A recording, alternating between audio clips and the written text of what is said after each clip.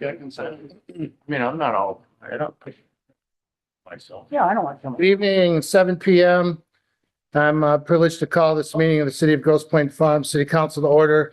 Mr. Rowland, will you please lead us in the Pledge of Allegiance? I pledge allegiance to the flag of the United States. And to the republic which stands one nation, under God, indivisible, with liberty and justice for all. Thank you. Assistant City Manager, City Clerk Kazicki, will you please call the roll, sir?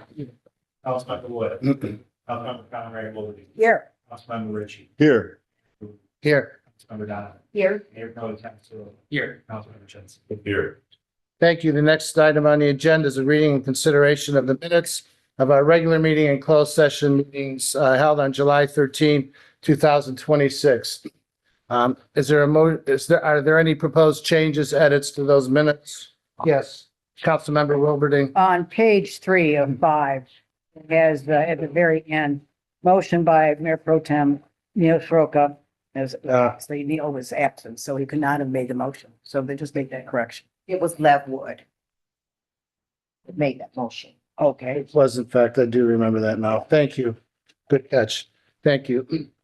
Are there any additional edits, corrections, comments regarding those proposed meeting minutes? If not, I'd entertain a motion to approve the regular meeting minutes of July 13, 2026, please. So moved. Councilmember Donovan, is there support? Councilmember Mayor Pro Tem Soroka. All in favor, please signify by saying aye. Aye. Opposed, the motion carries. Next, I'm really pleased to report that at my invitation, Ms. Barbara Reichwalder and Rashad Hafiz of DTE Energy are here to discuss recent issues that have taken place within the city of Grosse Pointe Farms, their proposed improvements, what's taken place in the past, what's going forward in the future. Ms. Reichwalder, would you please come forward? Mr. Hafiz? We are very thankful for your attendance tonight. Good evening. Good evening. The floor is yours. Thank you. So I'm Barbara Reichwalder. I'm DP's Manager of Corporate and Government Affairs. Rashad is our Manager of our Engineering Group. So really pleased to talk with you tonight about our reliability improvement work in Grosse Pointe Farms. We know and understand that there have been some reliability concerns over the past years. So I think we have some really good news to share tonight. So I'm looking forward to that. On this slide, you'll see that DTE has a 4-point plan. So we're investing $9 billion in our distribution grid over 4 key areas to improve reliability for our customers and give them the reliability that they deserve. So we're looking to reduce power outages by 30% and cut the outage time by 50% between now and 2029. So the 4 key areas, we're looking at improving the infrastructure. And so what does that mean? We are in the communities replacing the poles and putting in new pole top equipment. We're putting in new fiberglass cross arms, so we've shortened those. So in the past, they were about 12 feet long. We've shortened those by half to 6 feet. That helps when debris falls, so it doesn't take out the cross arm. So that helps improve reliability. We're even experimenting with armless construction on those poles. The next point that we're looking at of our 4-point plan is tree trimming. You know, we're sensitive to the fact that communities love their trees and, you know, the Grosse Pointes, quite frankly, have beautiful tree canopy. Unfortunately, trees account for about 40% of our outages. And sometimes in communities, I've seen it as high as 80–90%. So starting this early September, we will be planning our tree trim work in Grosse Pointe Farms. So we'll be trimming our Denver circuits. We name our substation. So the substation that serves Grosse Pointe Farms is the Denver substation. So those Denver circuits will have tree trimmed. Planning is early September. The trimming will start then in late September, early October through the end of the year. And I'm really excited to share, we're planning on trimming 48 miles of trees in Grosse Pointe Farms. So that will really make a huge difference towards reliability improvements. So our third prong of our 4-point plan is the technology and automation. These are called recloser devices or Viper devices. Think of it like a strand of Christmas tree lights. You know how annoying it is. You take one light out and the whole strand goes out. With automation and these Viper devices, you can take that light out of that strand of Christmas tree lights and the strand will stay lit. So this is automation new technology that we're employing. And these, the automation devices will automatically reroute power. So maybe instead of say 300 customers out, you'll have like 50. So this is a great thing to improve reliability for customers. And reduce the amount of time that they're out of power. The last one is the infrastructure redesign and modernization. So we are accelerating our 4.8 kV system to 13.2. What that does, that provides greater capacity, redundancy, and resiliency. So again, all of these four things, pole top work, new poles, fiberglass cross arms, the tree trimming, the rebuilding and automation, and then the infrastructure improvement and upgrades, all help to improve reliability. And on the next slide, I love this. I love this map. This is power improvements map. If you were to just Google DTE power improvements map, you'll get to the page that'll show a map similar like this. You can type in your zip code 48230, 48236, and you'll get this map. So we see here that when we pull this up, and I type in the zip code, we will have 3 projects for automation. We have 5 projects for pole top maintenance. That's when you see a lot of these poles all over town. We had a community where there was an EF1 tornado. We had just put in 250 new poles and fiberglass cross arms. The tornado came right through that area. Only 6 poles were damaged. So that's phenomenal. And I think the true testament is this year in March, we had the windstorm that came through. This was it was on March 13th, I'm going on memory, so I'm pretty sure it was March 13th. It was the same storm that happened in March of 2017. I think folks remember that. Really long outages. We had a lot of customers out of power. It was the same storm, except the March 13th storm of this year had higher wind speeds for longer duration. And in March of 2017, we had over 800,000 customers out of power for about 6-7 days. This year, we had about 300,000 customers. I'm sorry, 230,000 customers out of power. And we had 98% of those customers restored within 48 hours. So phenomenal difference. And that's due to the $9 billion that DT is investing in the grid. So 800,000 versus 230, and the winds were actually worse. So it's proof is the tree trim, the hardening of the wires and the lines, the new pole top equipment, the new poles, fiberglass cross arms is all making a huge difference. So I do encourage folks to go to the DTE Power Improvements map. Again, you can just Google that. It'll pull up the map. You can type in your zip code and you'll be able to see the map. And you can type in, your friend's zip code. You can look at any other community for comparison. This slide shows when you go to that Power Improvements map and you scroll to the bottom of that page and you type in either 48230 or 48236, you will see the data for 23, 24, and 25. So this is why I love the Power Improvements map, because it provides that transparency. You can see what your actual reliability numbers are. So these numbers are updated, they're calendar year. They're updated about end of February from the prior year. So next February, beginning of March, we'll have 2026 data. So we do, in the Power Improvements map, I forgot to mention, we do update that every month, and it looks back 3 years and looks forward 2. So all of that is feeding this data on this page that has the data from 23, 24, and 25. And you can see, because of the work we've done, we've invested over $573,000 in Grosse Pointe Farms specifically over the last 5 years, and about just under $250,000 in 2026. And zip code 48230, we had almost 34 hours of outages on average per resident. And that's huge per household. And that went down to 1 hour and 7 minutes. And people say, well, there weren't a lot of storms last year. Actually, we had so many high wind days. When we compared, I saw a graph internally at DTE. It showed in comparison of the wind speeds. We had more days with higher wind speeds last year and into this year than we did in the prior years. So again, that's proof But those reliability improvements are really working to take those numbers from, just under 34 hours of outage and all the lost food and, medication and things like that down to just over an hour. So that's pretty phenomenal. And we're very proud of that. But zip code 48236, we understand we still have work to do because we're at about 28 hours of outages in 2023. And in 2025, it's about 3.5 hours. How many? Our best in class is based on a year, which How is many? about 8,760 hours. Year, a little more leap year, but best in class is 99.97% of the time that power would be on.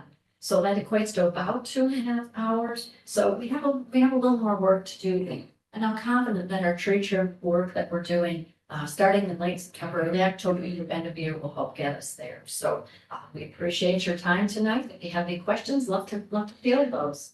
Thank you for this presentation. I appreciate it. Thank you.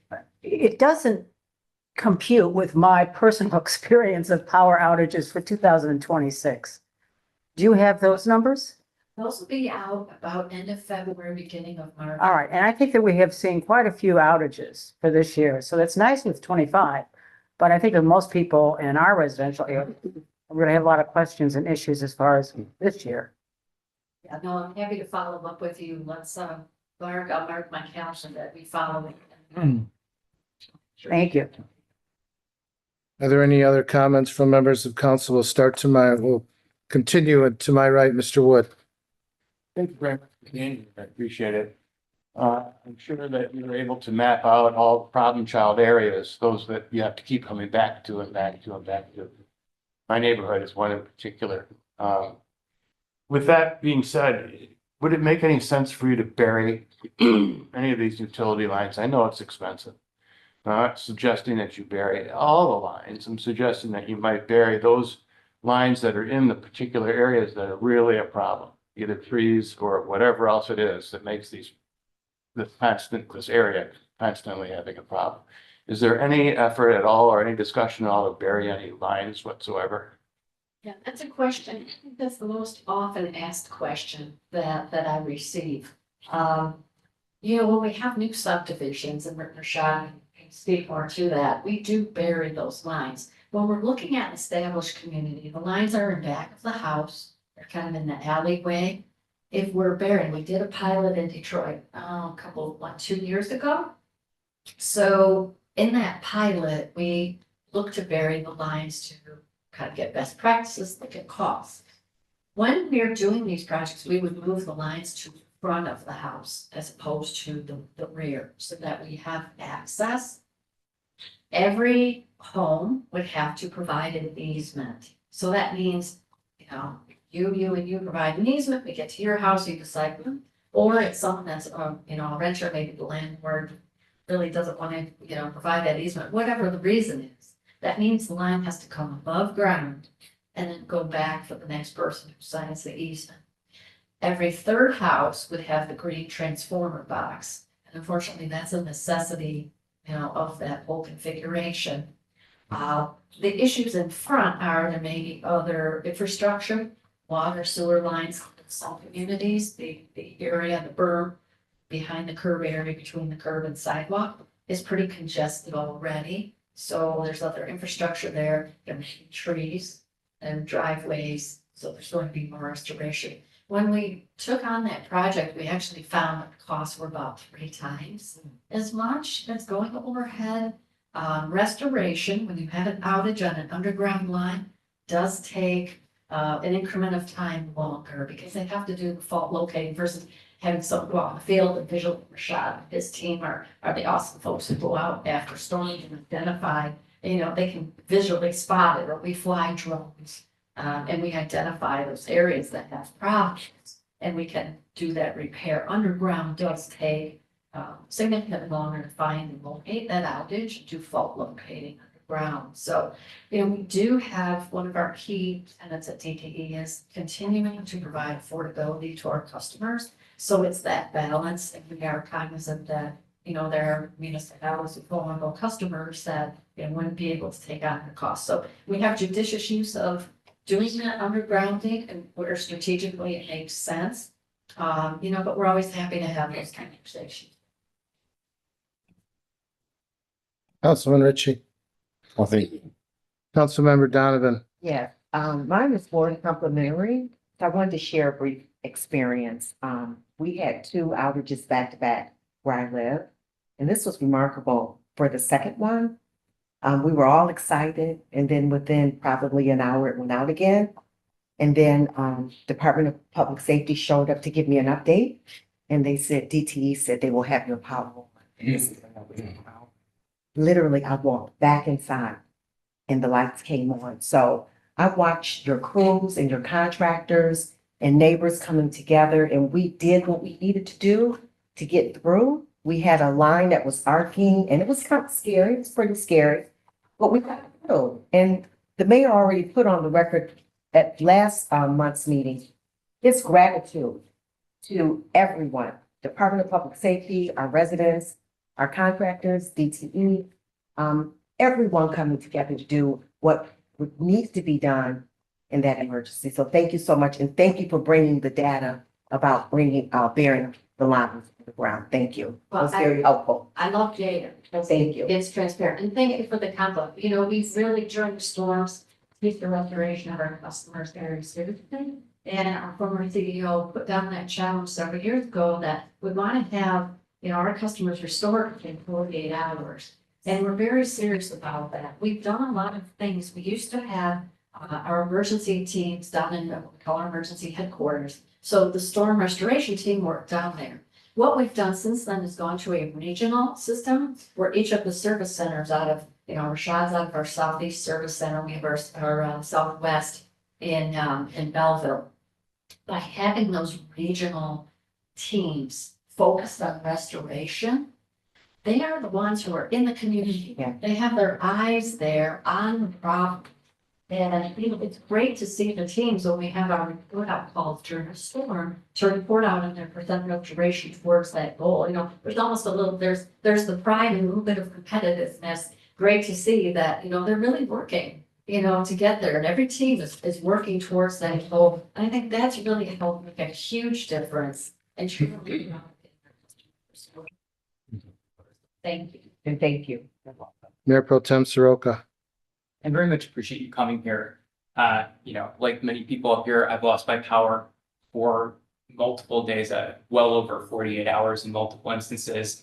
Of course, over the July 4th holiday, losing it for the better part of almost 4 days. And I appreciate the investment. I appreciate the work. I see, you know, finally when we did have line crews come through, you could see the hard work that was going in.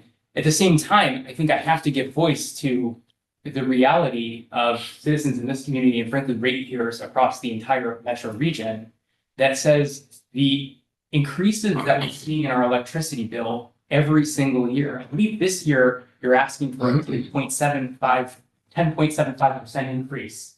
That is extremely concerning when we're still in the bottom quartile of reliability compared to other utility companies across the country. So I appreciate you coming here. I appreciate the dialogue. I appreciate that there has been some investment and some improvement, but the reality is, I think we have to speak on behalf of the rest of the community. Say it's not enough.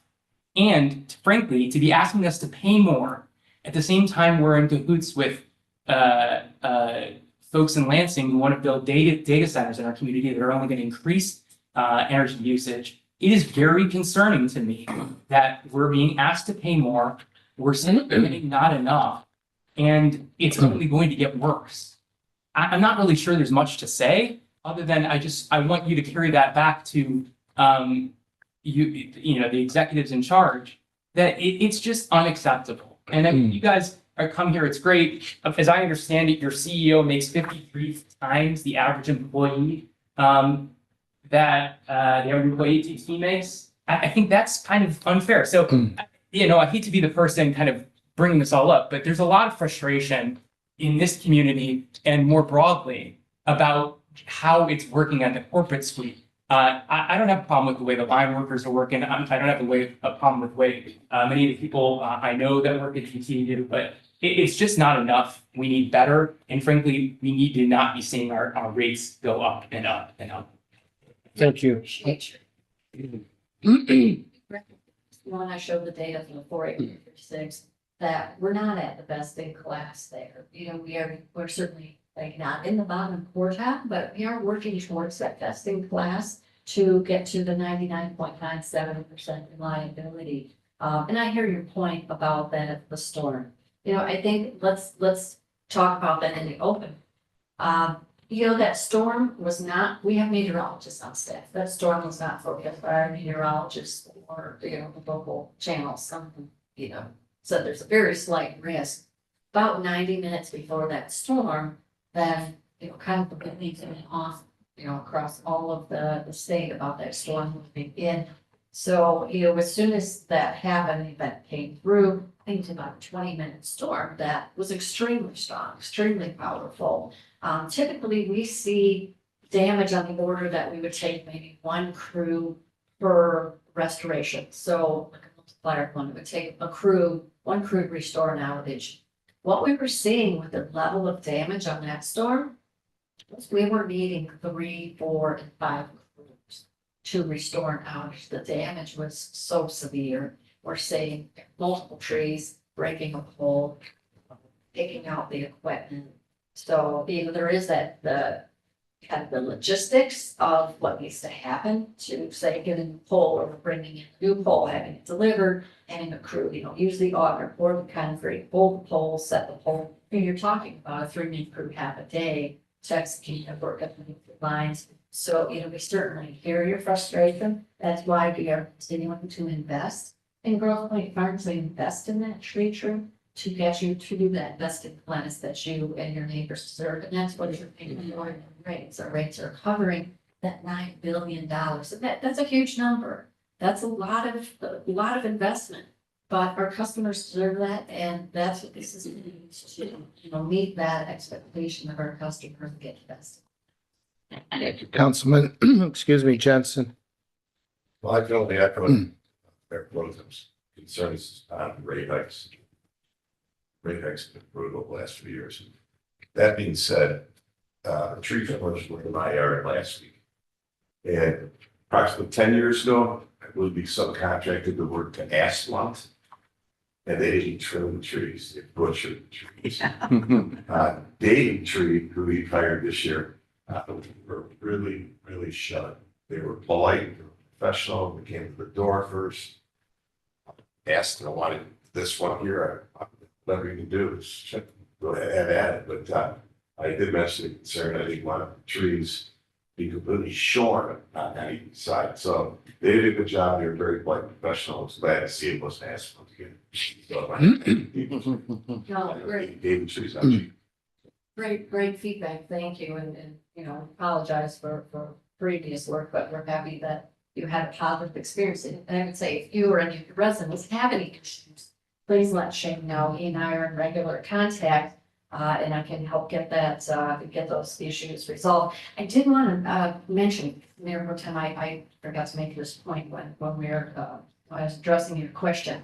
As far as the rate increases and data centers, so DTE is a regulated entity. We have an obligation to serve. So that means power available, which we do, we have an obligation to serve those data centers that are making that request. The good news about that is the data centers, because of that load, your rate is made up of 2 components, your fixed and variable costs. So fixed is variable equals the rate. When you take that fixed cost and you're spreading it out over our 2.1 million residential customers, and then you add a data center that, you know, equates to a large chunk of that existing load, what that does is put downward pressure on those rates. So the good news is that we anticipate that once these data centers come online, the workflow is already approved in Saline Township. The upcoming final site plan approval for the Van Buren Google project. Once those data centers come online, we do expect that we will be able to pause our filing of new electric rate cases for at least 2 years. So that'll help put that downward pressure on rates. It'll provide those funds to continue that investment that we talked about. That'll help get you to best in class reliability. So, you know, we're excited about that standpoint. Any comments? City Manager Reset, any comments, concerns? No, I just, I also had DT crews come and trim in my yard Actually, they were in the yard this morning, and they did knock at the door. My wife answered, and again, it was a good experience. We have been getting calls. I know Public Service has gotten calls regarding the debris from the trees that are removed. And in my case, it was mostly limbs, and those were removed. But we're hearing cases where if it's a tree and you have a whole stump, just maybe if you could just explain, the policy of what they do and how they cut it up, and because there's concern against some of our elderly residents that have a difficult time disposing of that. And we have a concern just from our ordinance standpoint. We don't want standing wood on the ground because of, rodent issues. So. No, thank you. So DTD has a robust tree trim policy. If you are on our website, you can visit our tree trim page. I believe, if I didn't send you the link already, we'd love to, I could resend it and have you post that on the municipal website. That'd be fantastic. It's a great resource for folks. So it outlines what we do during storm and during maintenance trip. So when we're coming through this fall, this is planned work, a planned maintenance trip. So folks can expect the small debris. The crews will take that, they'll chip that, they'll haul it away. The larger pieces are property of the resident, so they will cut those into campfire sized pieces and neatly stack those for the residents to, do as they wish with it, dispose or keep that. For the removal of trees, our policy is that the tree trim folks, Davey, who are coming to your doors and knocking, rather than if they're going to be trimming a significant amount of tree, you'd rather just have it removed. That's the time to let them know, and you would be required to sign the form acknowledging that you want that tree removed, so we have that agreement, so that we're not, removing that tree. We should not be removing that tree on your personal property without permission. So we will be asking for that. So if you want that tree removed, do let them know. During storm, our tree removal policy is different. That's considered an act of God when those trees come down. We're trimming and cutting our wires in the clear so that we can safely restore power without those trees being in the way. So when we trim them and cut the wires loose, we're leaving that debris, and we do not come back. That policy is in line with other utilities. So I think that's some questions on that. The other reason I encourage folks to visit the DT Tree Trim site is it has a great resource called Right Tree, Right Place. So it helps folks kind of look at deciding, help folks align to that power line, what type of tree. I want to plant a tree. Should I plant an oak or an ornamental? And it can help guide so that folks plant the right tree and they can plan.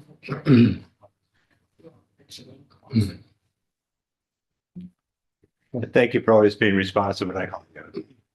Talking with you, love helping. Thank you for having me here. And I appreciate it. To conclude, thank you very much. My invitation to you through our city manager was motivated by probably the most calls I get are with regard to reliability concerns of our residential and commercial electric service within the city of Grosse Pointe Farms. We hope that you continue to take appropriate steps to benefit all of us in the entire region with regard to reliability.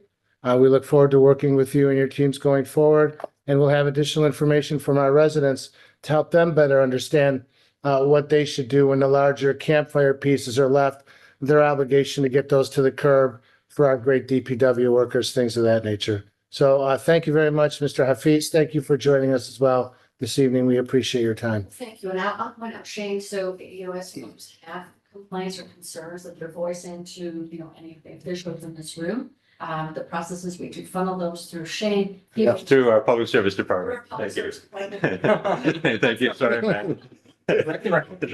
Follow through, Shane. So the public service department. Okay. I'll work with folks and answer back. And I'm working with Rashad and his team so that we're doing that investigation. So every address we're looking into, we're saying what caused that outage. We look at the crew notes, was it public interference, animal interference? Was it the tree? Was it equipment failure? What happened? So we can provide you that specific address, or the answer for that specific address. so that we can help make sure that the issue is mitigated. So if we see the pattern that the county is going to have over maybe a street branch to touch the wire, and then power goes out for a few minutes and then back up.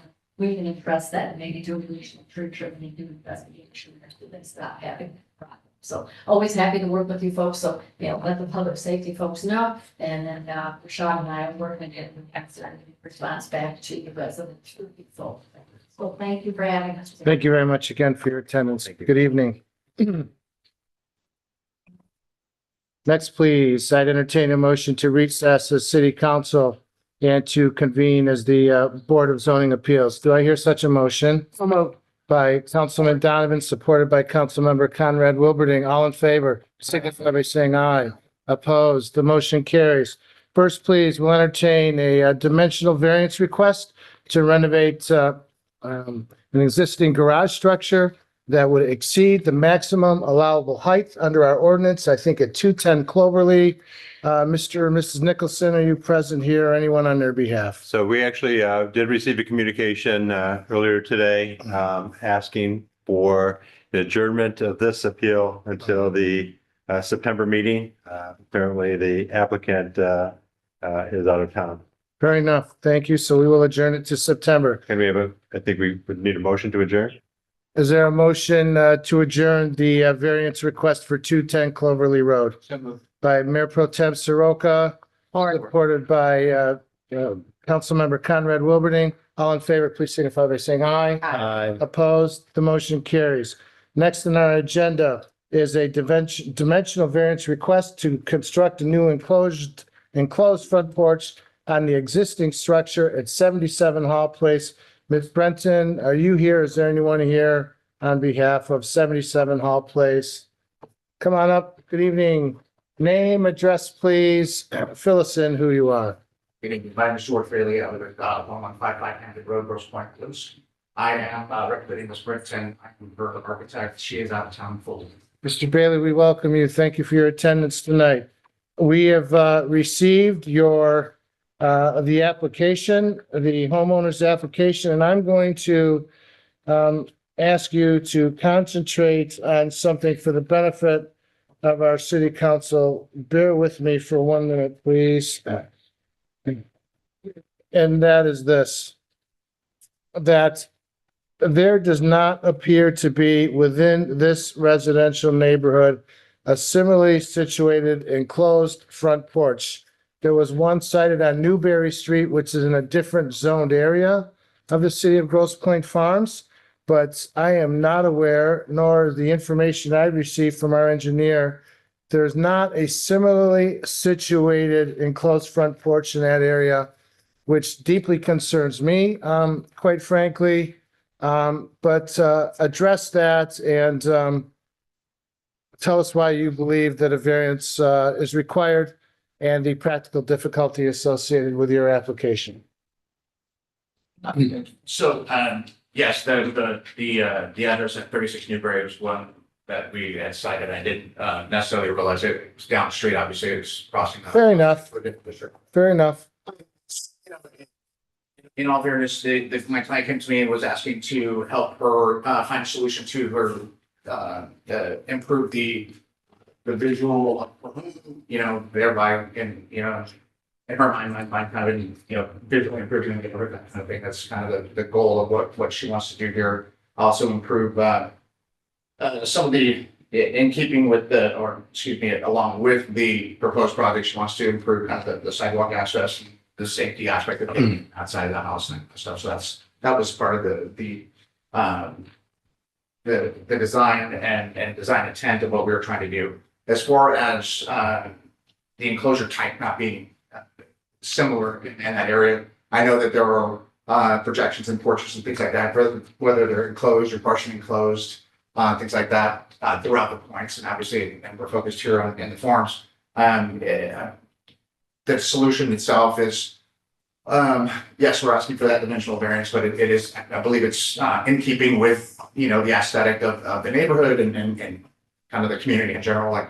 So with you see a lot of these colonial style homes like that with just a sheer face like she has, that kind of stuff. And so it just provides a little bit of a architectural interest It provides, that extra level, and things like that for her, aesthetic preference as well, from her perspective.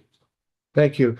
Before I turn to city council, City Clerk Kozicki, can you please advise us and confirm that we have received some public comment from at least one closely situated neighbor?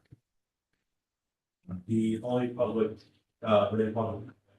we received was this afternoon, from someone who didn't provide their name. It was just in the mailbox. Okay, I was going to ask if it was signed when I saw it. I noticed. Fair enough. Let's start to my left this time with questions or comments. Councilmember Jensen? Well, it's back to the reason, the variance, the hardship. I'm not sure. Or explain well enough. Other than the front of the house is pretty plain looking out, by it today. It's cutting the grass and doing some of the grass, some of the tree work, some of the bush work. Let me reiterate, it's an anonymous letter, and I don't follow anonymous letters or comments very well anywhere. It's not right. Can't say your name, and I don't want to hear about it because I mean, it's something about this, but the front of the house is very plain looking. The letter, which she's not for it because the tree stump in the front yard, but if we got rid of the tree stump in the front yard, I might be for it. No, I'm not buying that either. But I don't see the hardship necessarily, other than it's very plain looking house in front. Not sure how you redesign it without doing a 5-foot encroachment. I don't know, just put something over the front of it. I do agree, it's very plain. Laid up, I'm just not sure there's enough of a hardship there. Thank you. Mayor Pro Tem Soroka? Yeah, so I had some questions. So obviously, as the gentleman may know, our standard for a variance requires some kind of practical difficulty, some reasoning why that has to go beyond aesthetics, right? And so I was curious because I read the application. Is protection from rain, snow, or ice one of the principal reasons why you're looking for this variance? Not necessarily, no. It's one of the factors. It'll help kind of, ease the access inside, that kind of stuff with. So it's one of the factors that is driving it. And my understanding is, can you, that there is an existing porch right there now, correct, like that's uncovered. Correct. There was a couple of instances. Number one, I looked over on Google Maps in the past, and there appeared to have been at one point a covering to this front porch. And I was curious whether can you have an idea of when that was moved roughly? Did My understanding was that it was. when I saw it there in 2013, but then it was gone by 2018, so It's like it's pinpointed, you can see remnants of it on the facade. Yeah, do you know if the applicant, your employer, the employer for this project, was she the one that moved it, or was she bought it? I believe she took it down because it was kind of falling apart and. Okay, so there may have been a structural issue Correct. with that vestibule. So And when she didn't like she didn't like the aesthetic of it when in general, when it came off, when Okay. it was falling apart, so she didn't want to put it back in place the same way, so she was waiting. She works a lot out of town, things like that, so she's kind of been trying to find time to do something like this. Okay, so we're dealing with a porch covering that was existent there that let's assume good faith that there was a problem that needed to be taken down. And my question is, and I didn't know this as far as the matter of the zoning or the rules here, but if it were an unenclosed, if it were just a covered porch, it would need some sort of variance, correct? Yes. Yeah, so essentially, we're arguing about whether or not this could be an enclosed porch at all. Or sorry, a covered porch at all, not even whether it's enclosed or not. So in some sense, like whether it's enclosed or whether it's not enclosed is immaterial. So in a lot of ways, she's asking to reinstate a situation that she had access to earlier before she had to take. There. So, and then I'm sorry, I'm just kind of going through some of the questions I had for it. So we heard that one of the reasons was because of protection from rain, snow, and ice. We know that there was an existing covered porch there before. And so really what we're trying to do is get back to where it was before. And the other question I had was that the square footprint of the porch, are you essentially keeping the same footprint that you would have had like currently? Or are you expanding the footprint of the cover of the porch? No, sir, it's the same footprint as the concrete that's there. So that answers a lot of questions for me, because in a lot of ways, what I'm hearing is trying to return the conditions with the addition of an enclosure, other than enclosing. What you're really doing is returning it to back the way it was 5, 6, 7 years ago. And you're not actually increasing the footprint of the house at all. Other than the fact that I guess technically it becomes livable space because it's 35 square feet of interior space. Thank you. Councilmember Donovan. I have more of a comment than question. In my opinion, in review, there's a hardship standard deficiency. I move to recommend, it's not a motion, that this be tabled and come up with a better plan to justify your hardship. You work with Matt Baca. That would be my recommendation. Thank you very much. Councilmember Ritchie. I think the house looked better before. I don't see the aesthetic value of what you're doing or what she wants to do there. I'm not for it at all, and I think you need to go back to the drawing board and come up with something that it could even be wider to make it look a little more presentable in what you're trying to accomplish. So I have a lot of issues with this. Councilmember Conrad Wilberding, please. Normally I would say, all right, if there was some type of porch and structure there before, go ahead. But in this particular case, I agree with my colleague here. She's eliminated that one window, and that has some aesthetic value to the home. The way that you have this set up makes it a far more, I don't know, it seems to be out of character with the house. So if there's a way that you could try to amend this plan, I think that would really satisfy a lot of our concerns. And frankly, it would probably be more of an aesthetic value to the neighborhood. Thank you. Respond to that. Not yet, please. Councilmember Wood. Yeah, I'm looking at a picture that I took today of your property, and whether I like it or I don't like it is not really material to the issue before us. What we have to do here as a body is to determine whether or not you have a practical difficulty in complying with the ordinance. So far, it seems to me that the property can reasonably be used as, for the permitted purposes. And we haven't heard a reasonable practical difficulties for giving you a variance to go into the setback 5 feet. Okay, that's that. That's all I'm gonna say. Thank you. I am not in favor of the addition of a vestibule into the front yard setback in this neighborhood.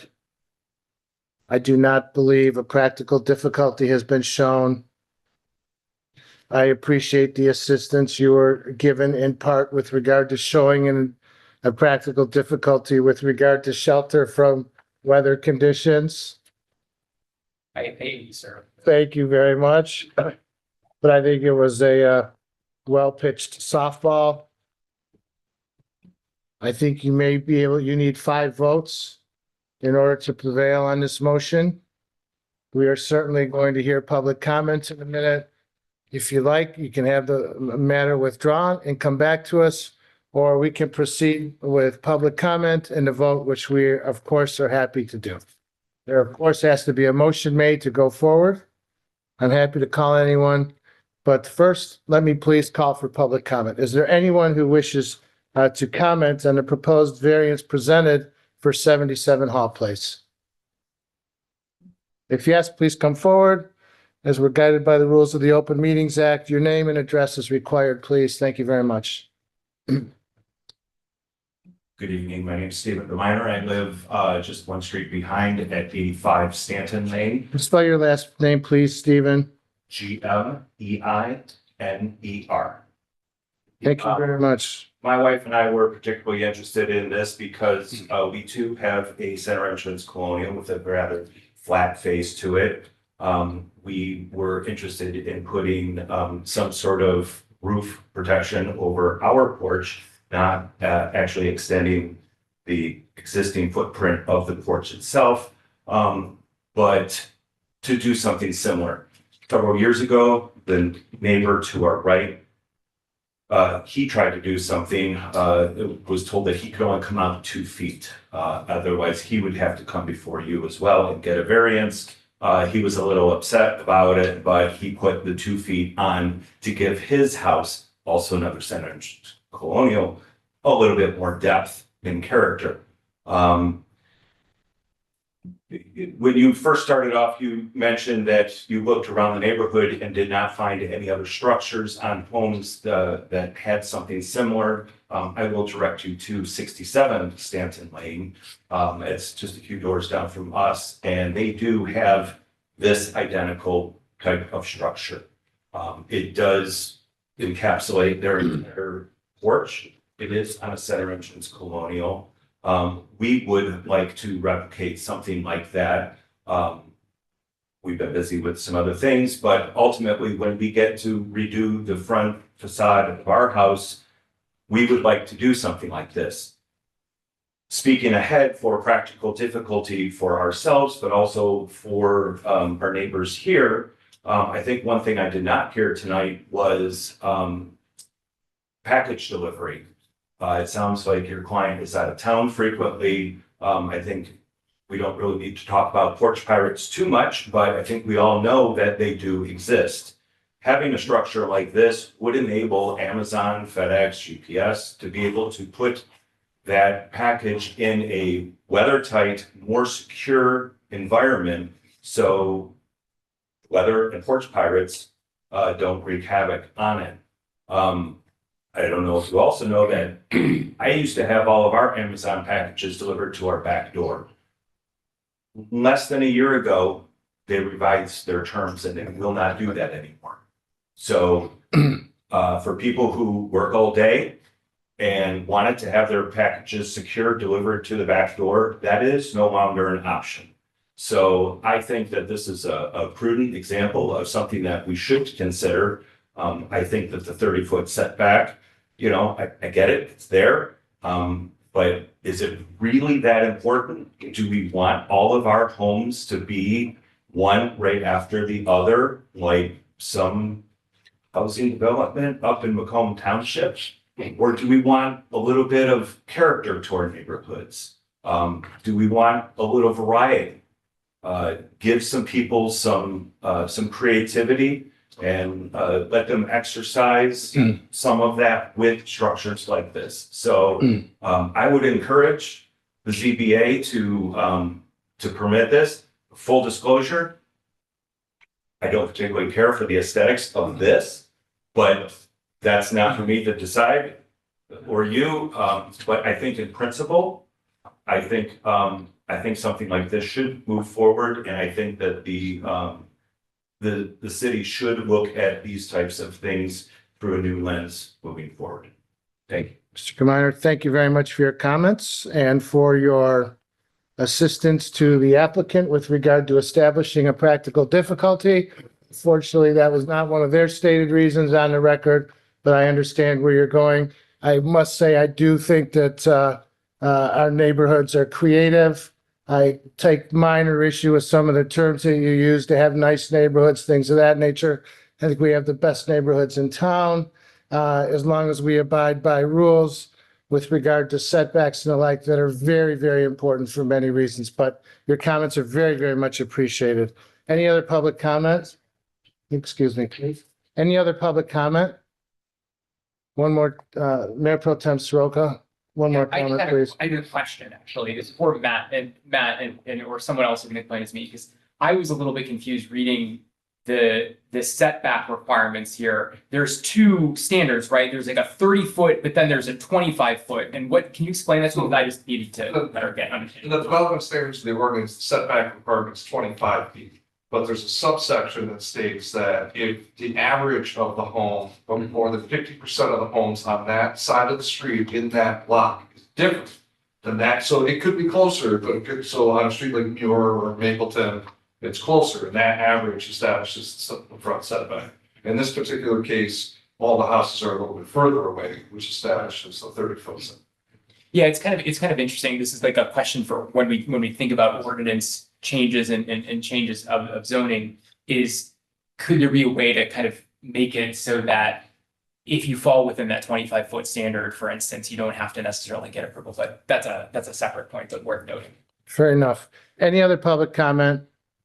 Hearing none, I'd entertain a motion if one is willing to be made with regard to the requested dimensional variance to construct a new enclosed front porch on the existing structure at 77 Hall Place. Is there such a motion? Mr. Wood? I have a motion to deny. Let's entertain a motion to approve first and CM may take care of it. Is there a motion to approve the dimensional variance request? Hearing none, the matter fails. Thank you very much for your time, sir. And we're happy to meet with you again. We're very happy to meet with you again. Please do. Thank you very much. Thank you. We'd like that. Thank you. Next, entertain a motion to adjourn as the Board of Zoning Appeals and to reconvene, please, the city council. Is there such a motion? By Councilmember Donovan, support Second. by Councilmember Conrad Wilberding. All in favor, please signify by saying aye. Aye. Opposed, the motion carries. Next on our consent agenda, there are 5 requests. 1, to consider a street closure request for Thrive on the Hill for August 29. 2nd, consideration of approval of a purchase of a truck box to convert an existing vehicle at our DPW. 3rd, a request to approve the purchase of a 2026 Ford F-250 for the Water Department. 3rd, consideration of approval for the purchase of an Alta Avant 760 for DPW. 4th, 5th, consideration of approval of 2 Toro Workman 2-wheel drives for DPW. And finally, the approval of our July 26, 2026 city invoices. Is there anyone who would like to remove a matter from the consent agenda?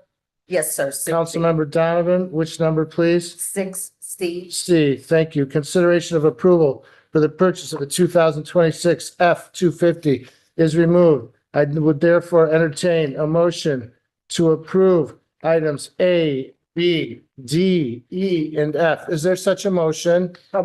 Is there support? Seconded. Is there any public comment with regard to these matters on the consent agenda? Hearing none. All in favor, please signify by saying aye. Aye. Opposed? The motion carries. Next, consent agenda item C is now on the regular agenda. Mr. Reesad, can you please discuss the consideration of approval of the purchase of the Ford F-250 for the Water Department, please, sir? And that's Councilman Woodard, question.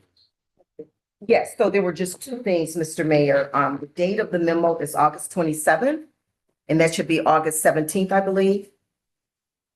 Mr. Rowland prepared the memo. Thank you. So noted, it will be amended. And then in the background information, 1, 2, 3, 3rd paragraph, work after being in service for 14 years, I believe that should be 12 years.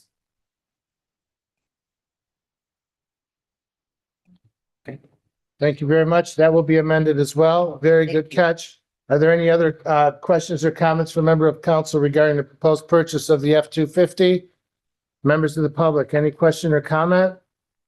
Hearing none, I entertain a motion to approve the purchase of a 2026 Ford F-250 for the Water Department as outlined in the memorandum to City Council and contained within our packets this evening. Is there such a motion? Yes, sir. By So Councilmember Donovan, support by Councilmember Jensen. Any further discussion? All in favor, please signify by saying aye. Opposed? The motion carries. Thank you. Next, we will receive the 2026 Public Safety Report.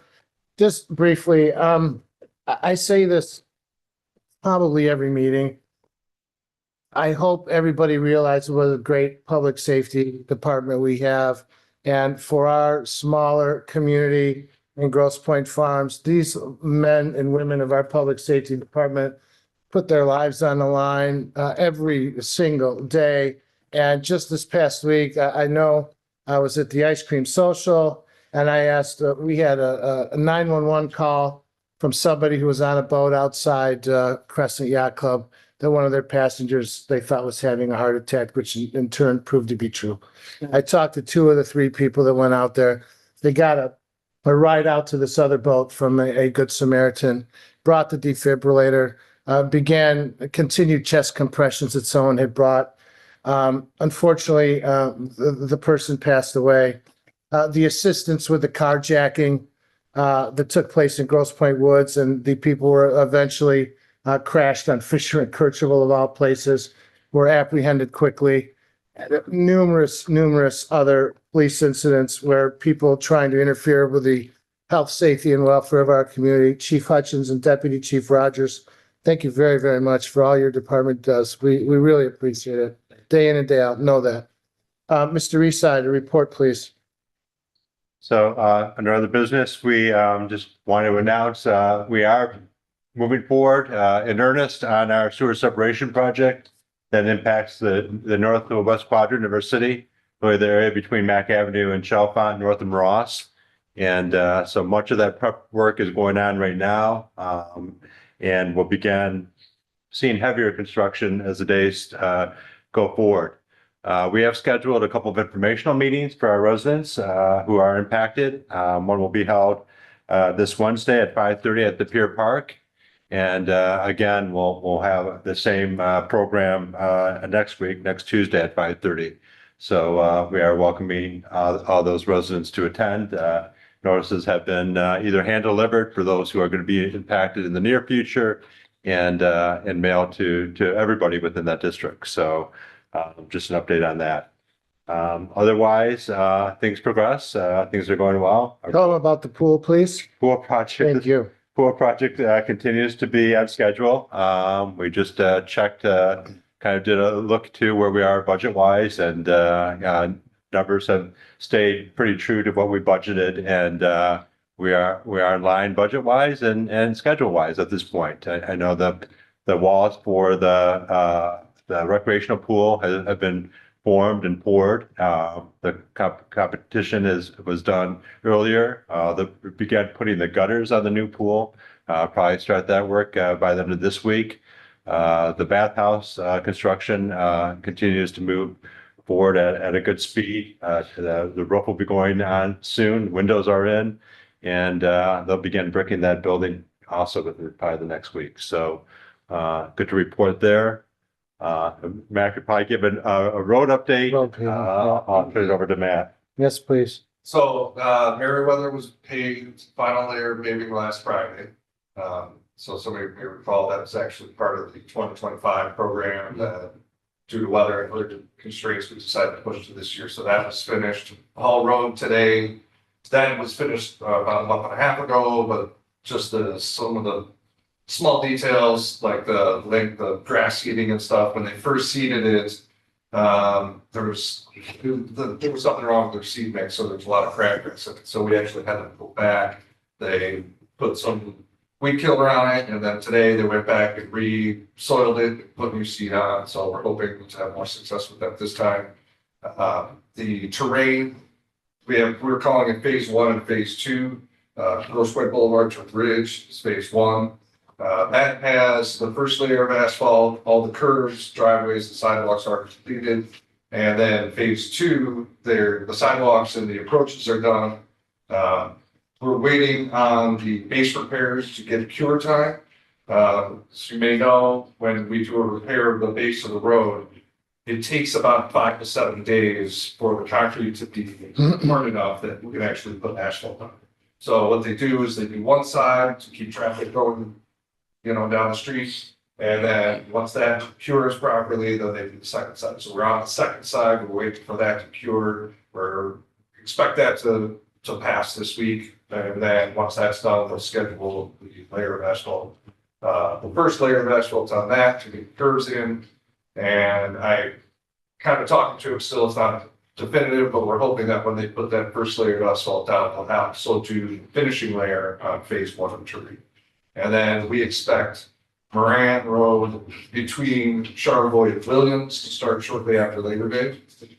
That's our final, our annual project.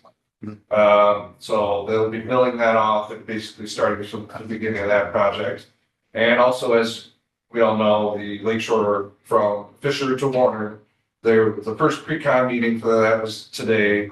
So we're still waiting on final scheduling, but that is also in the works for after Labor Day. That one's gonna be a big one because based on the width of the lanes, they do not anticipate being able to maintain two-way traffic. So there will be a period of time with just one-way traffic on that section of Lakeshore. So we're still looking at for MDOT to approve Better than what it is. potential detour there. So. Thank you. Thank you, Mr. Baca. Yes, of course, any council member, Mr. Wood will start to my right. Speaking of roads, I'd like to compliment you, Matt, for the work that ACC is doing on Grosse Pointe Boulevard. There might be 12 locations along there where they're doing those small fixes, and those small fixes really add up. Yeah. That's been a, pretty bumpy road for a long time, and I've been told by at least one person, one resident, that appreciates the asphalt that's going down. They're quick, they're in and out. I think it's perfect for ACC. So thanks for doing that. That's something we started last year, and Shana didn't get into, was interested in continuing that, so we talked to ACC and they were able to. Anything else? Yes, Mr. Mayor, I just wanted to inform our council and our residents that last Thursday afternoon, the AAC, that's the Adult Action Commission, that is the body that is in charge of the millage that we all passed for our senior citizens. And they met and they are going to be meeting with the two major recipients of these millage funds, Helms and Pats. And we will be meeting we have a preliminary meeting set for September 18th. We want to know exactly where the funds are going right now, how much of the millages have been appropriated from each municipality. Tim, you've been very helpful with us because we had to secure an audit, a person to do our audit, and you were helpful with that. Thank you very much. And also Tim has been very helpful with the PATs because there are a number of different questions and issues that will be discussed at our meeting September 18th. Following that meeting, we will have a condensed report, hopefully, that will go to each municipality that has paid in with their millage dollars. And so that everyone knows from each municipality exactly what the expenditures are, what has been appropriated, and what the usage of those appropriations have been. Thank you, Mayor. Councilman Ritchie. Going back to the sidewalks. The road budget has been explained over and over again, but the sidewalk is responsibility of the resident, correct? The ordinance said yes. Yeah, ordinance states that. I don't understand why, if that's the case, we're just not doing sidewalks and getting it over with. Well, Sidewalks are atrocious. done a lot of sidewalks in the last 5 years. And I will say that there's, we still have a big list. We divided the city up into 5 sections, similar to what our cycle is.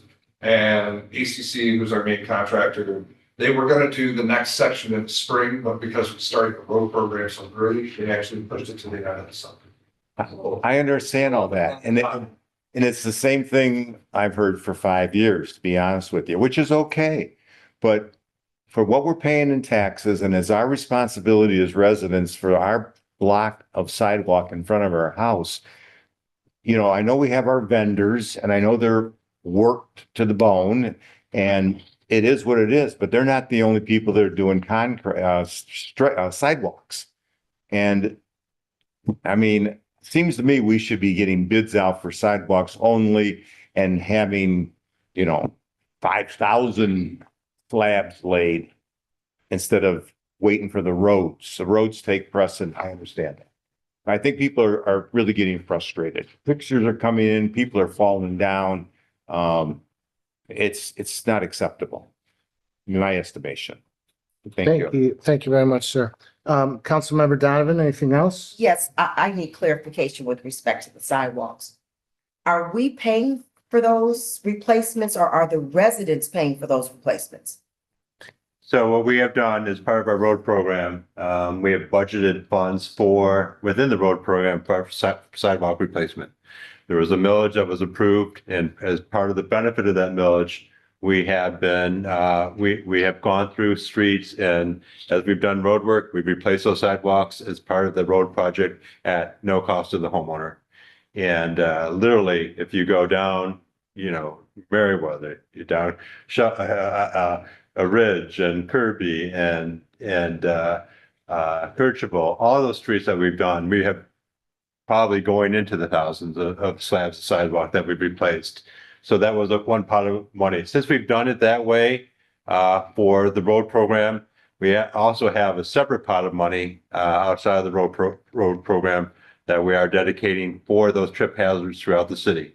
And again, I think we provided a list of the hundreds of trip hazard sidewalks that we removed within those first quadrants that we've addressed. There is more to do. It is going slower than I want. We will contemplate looking at bringing in another contractor to assist if we can't get it done with our contractor. Council Mayor Pro Tem Soroka. Yeah, I have a couple distinct questions. So number one, when it comes to the road work and kind of the work related to our water treatment process on Charlevoix, going up to, I'm just concerned because this stuff is kicking off right around the time of school opening. So we have Monteith and Liggett right there at Cogan. And at the same time, there is this Mack Avenue construction that seems like it was kind of sprung on us. Looks like it's actually taking place in the woods, but it's like just at the entrance of that area. And so has there been dialogue with the schools that are going to be impacted by this and really advice to the parents about how to deal with drop off in those areas? It's going to be a challenge, and we know that. I actually had a call to Wayne County today, and they have a meeting with what their program is scheduled for Mack Avenue, and they're going to be discussing.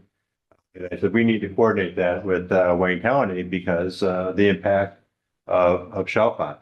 Chalfont will be impacted as part of the sewer separation project because there is a brand new sanitary sewer going down Chalfont, where all the homes that are currently on the country club side of Chalfont will be connected to. And so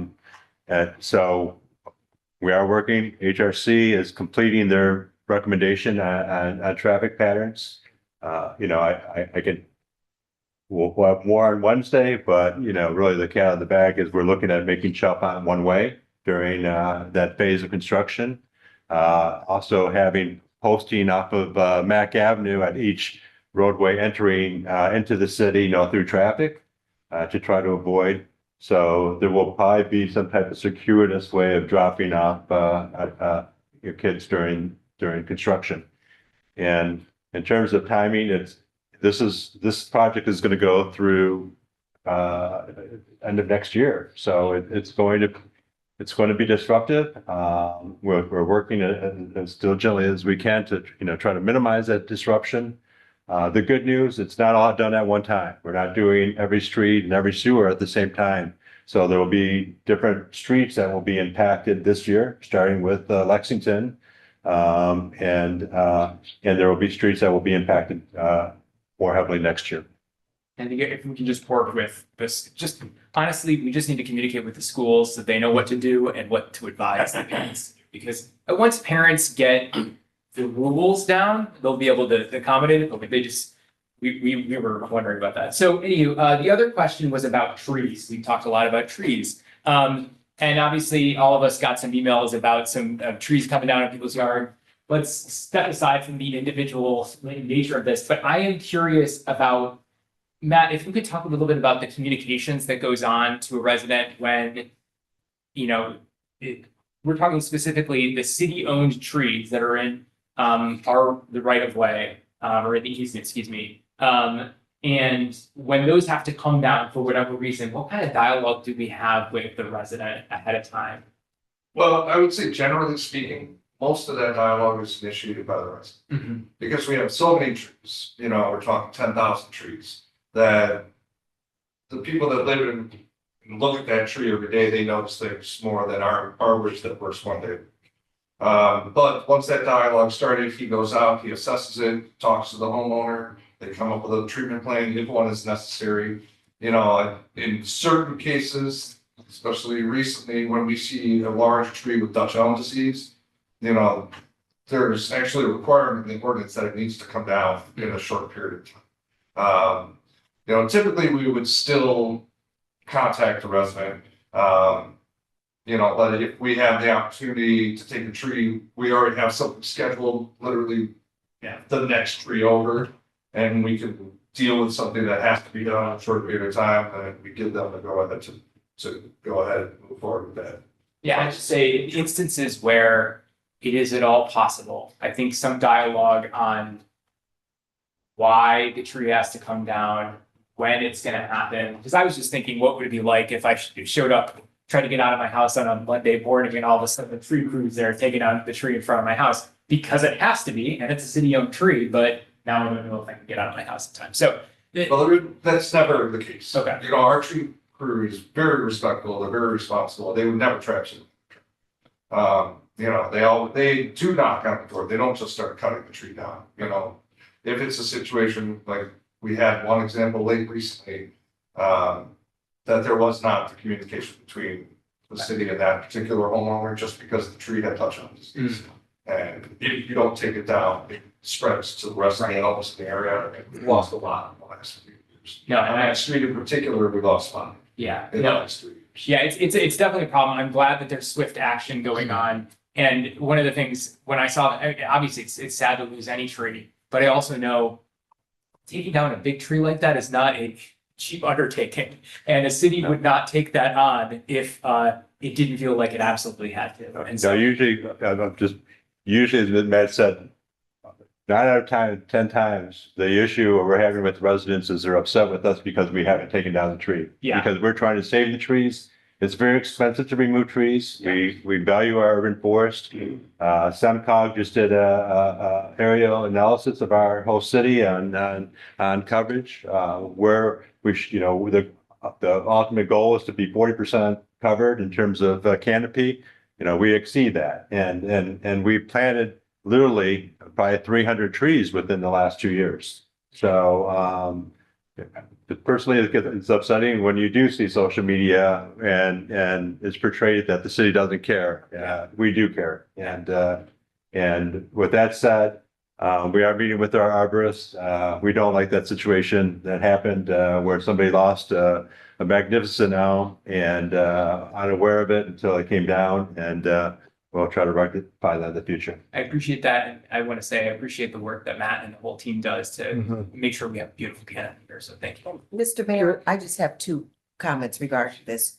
Matt, could you please explain how our residents can report issues with trees via our website?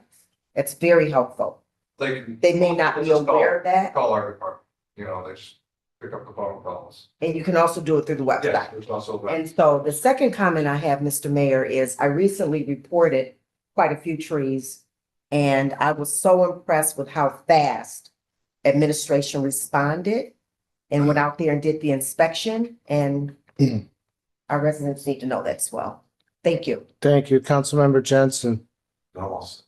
Thank you. I would just add that communication is the key. The process requires good communication between our city hall, our departments, and our residents. I'm sorry. I was gonna finish. I'm sorry. Ignored him. Yes. I'm sorry. They're gonna be right back to you. Mr. Wood, go ahead, sir. No, I'm sorry, I interrupted you. I don't know what I'm saying. I don't know why I did that. I do have something to say, but I'm. sorry. I know I started here. We're gonna, Okay, well, I'm sorry I interrupted you, John. The reason I wanted to make a comment is that I think at this point, we're talking about trees, and it's noteworthy to talk about a lady named Susie Birchbeck. Susie came to me and also to Matt asked if we could, do a survey of those areas, the boulevard strip, the median strip between the curb and the sidewalk. And so she went out and she and a friend did a survey, a visual survey, and identified all these locations throughout the city. She gave me a spreadsheet. I gave it to Semcog. They came back with a wonderful map that Matt now has. It's all sorts of red all over it. So now what we have is a map that indicates these locations that we could put trees. And in fact, Matt indicates that we're going to go ahead in the fall and put in quite a bit of trees down the Fisher Road area. So while we are losing trees, but we're also planting a lot of trees as well. I think that's a really important thing for everybody to know, that we have a very active tree replacement thing going on. And Susie has been very supportive of that effort, and she's been pushing that for very, very much. She has, and I'm going to ask that we have another meeting with her in the near future. Okay, good. Thank you for recognizing her. With that, is there any, I'll withhold any further comment.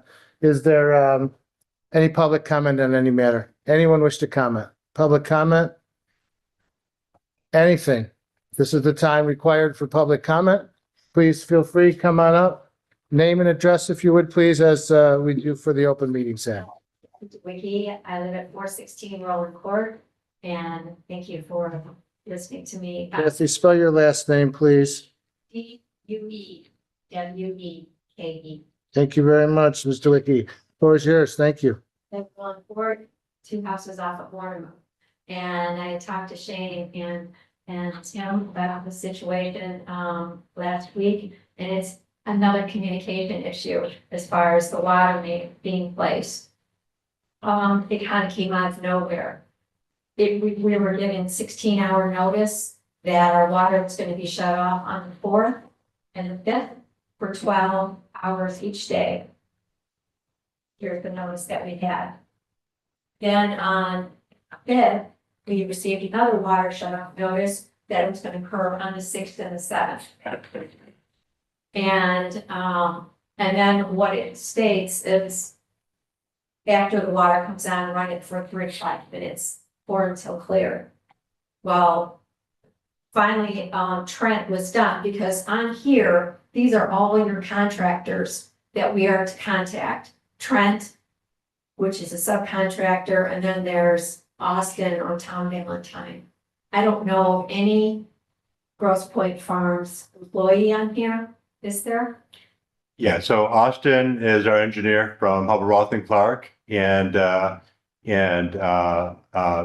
Valentine is also is a contract observer, also is employed through our engineer.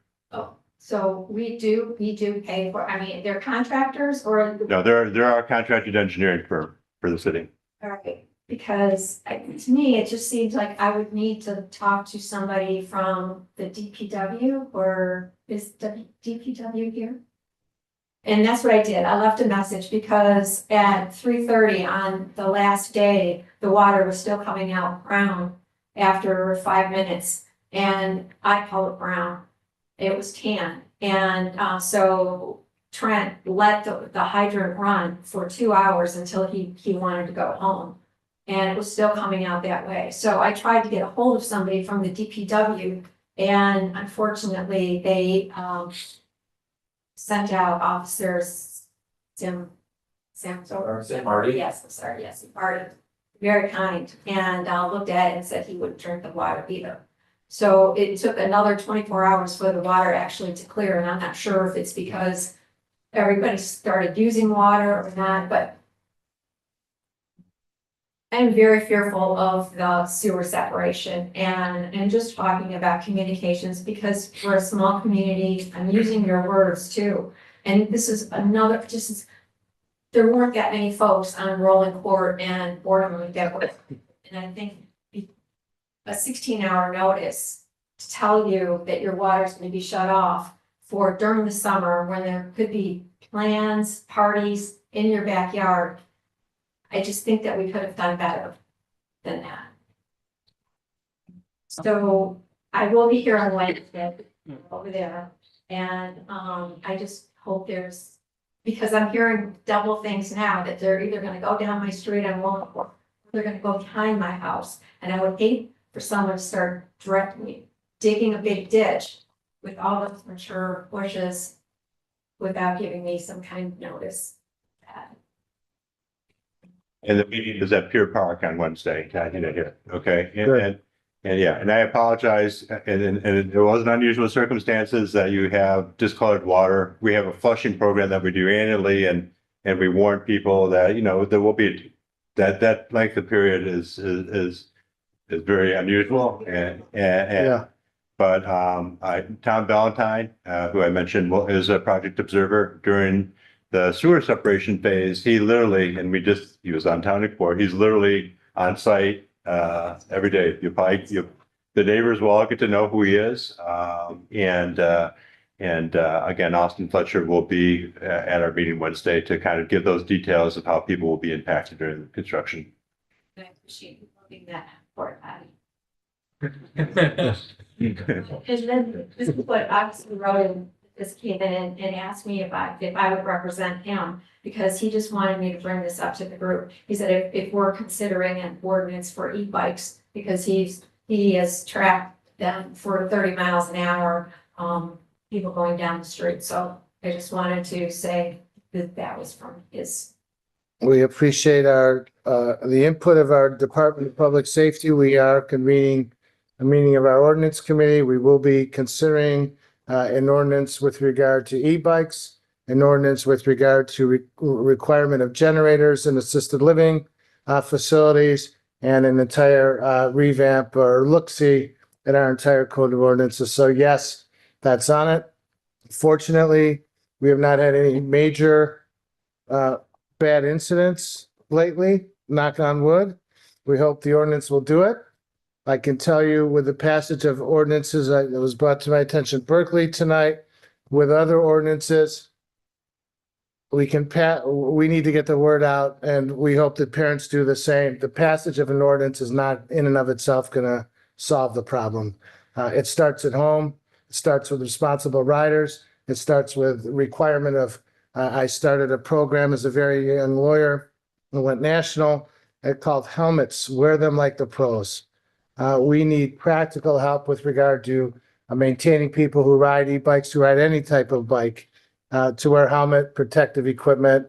And those are the most unfortunate incidents we see. But yes, that's on our agenda, and you will be reading about it in the very near future. Thank you, Mr. Wyke. Good. Well, once the ordinance is enacted, we're going to watch for his enforcement of it. We will. Yeah. Any other public comment? Hearing none, I'll entertain a motion to adjourn. All in favor, signify by saying